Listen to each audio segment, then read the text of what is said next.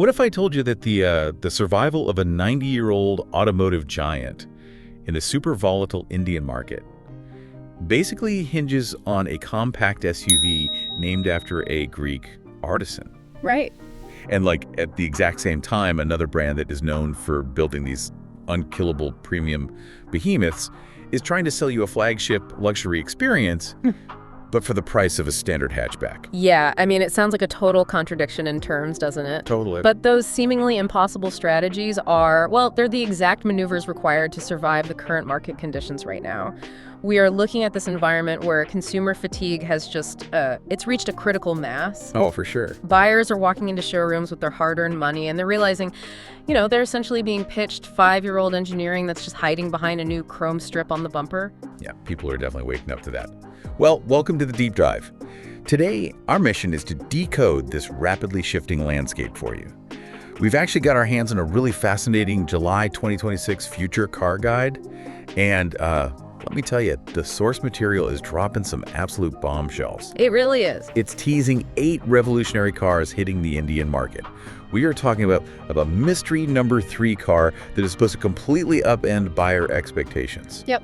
Plus, there's a new feature guaranteed to give segment kings like the Hyundai Creta and Kia Seltos some serious tension, and some truly wild teases about Tata preparing this unimaginable market-changing move in the EV segment. I mean, the scope of that 2026 rollout is just massive. But before we can even begin to speculate on Tata's electric vehicle ambitions or, that mystery number 3 car, we really have to isolate the 2 internal combustion engine vehicles in this guide. Right, the ICE cars. Exactly. The ones that are actively rewriting the rules of the present, the foundational shifts happening with the Toyota Raize and the Nissan Ton, those are what will really set the stage for everything else. Okay, let's unpack this, starting with the heavyweight.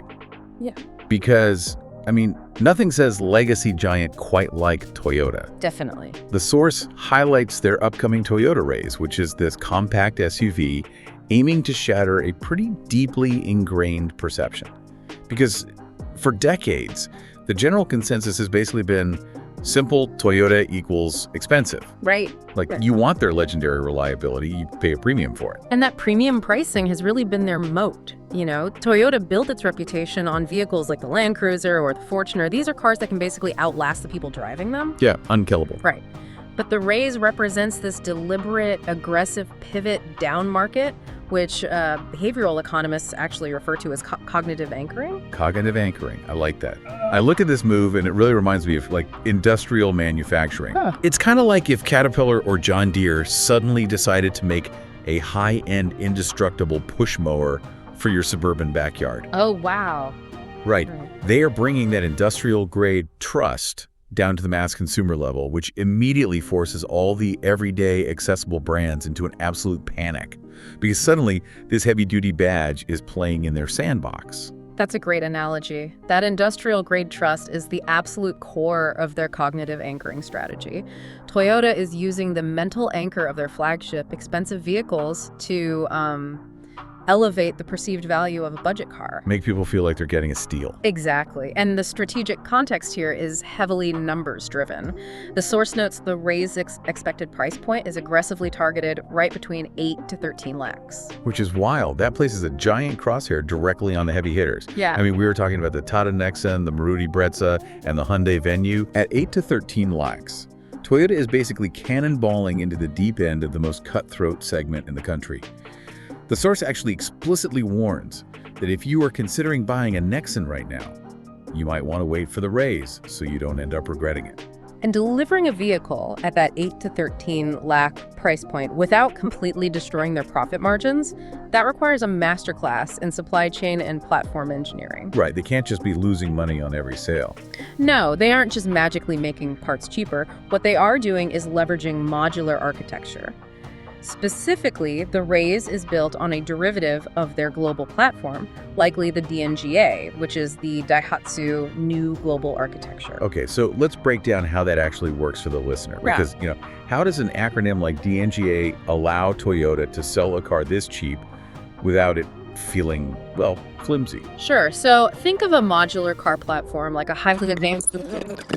Instead of designing a brand new chassis, floor pan, and structural hardpoints for every single new car model, automotive engineers design one incredibly sophisticated, highly rigid base. So they reuse the skeleton. Basically, yeah. The distance from the front axle to the engine firewall is usually fixed, but things like the wheelbase, width, and overhangs, those can all be scaled up or down. Oh, I see. And because Toyota and its subsidiaries use this exact same base plate across millions of vehicles globally, the R&D costs are amortized to practically zero per unit. Wow. So by saving, like, billions on the unseen structural engineering, they can redirect all that capital into the things the driver actually touches, feels, and sees. Precisely. Which brings us to the psychological game they are playing with the interior. The source material emphasizes that Toyota is promising a Land Cruiser feel in this small package. Right. They know the Indian consumer is incredibly value conscious, but they're no longer willing to tolerate cheap, scratchy plastics just because they are on a budget. And the feature list they're packing into the cabin really proves they are weaponizing those R&D savings. I mean, they are throwing in a massive touchscreen infotainment system, automatic climate control, push-button start-stop, a multifunction steering wheel, and wireless charging. It's a lot. A few years ago, that specific combination of tech was basically the barrier to entry for a luxury sedan. Oh, absolutely. And now, it's the baseline for survival in the compact SUV market. Toyota is asking the market a pretty ruthless question. Which is? If you can have the same digital real estate and convenience features as the Korean competitors, plus our unkillable mechanical reliability for the exact same price, why would you ever look elsewhere? It's a tough argument to beat. And speaking of mechanical reliability, they are actually offering two very distinct engine options under the hood to capture completely different buyer profiles. Yes, they are. The source lists a choice between a 1.0-liter turbo petrol engine and a 1.2-liter naturally aspirated petrol engine. This is a classic pincer movement in automotive strategy, you know? They are targeting two entirely different driving psychologies through distinct mechanical engineering. Right. So let's get into the mechanics of that, because the terms turbo and naturally aspirated get thrown around on spec sheets all the time. But the actual physical difference in how they generate power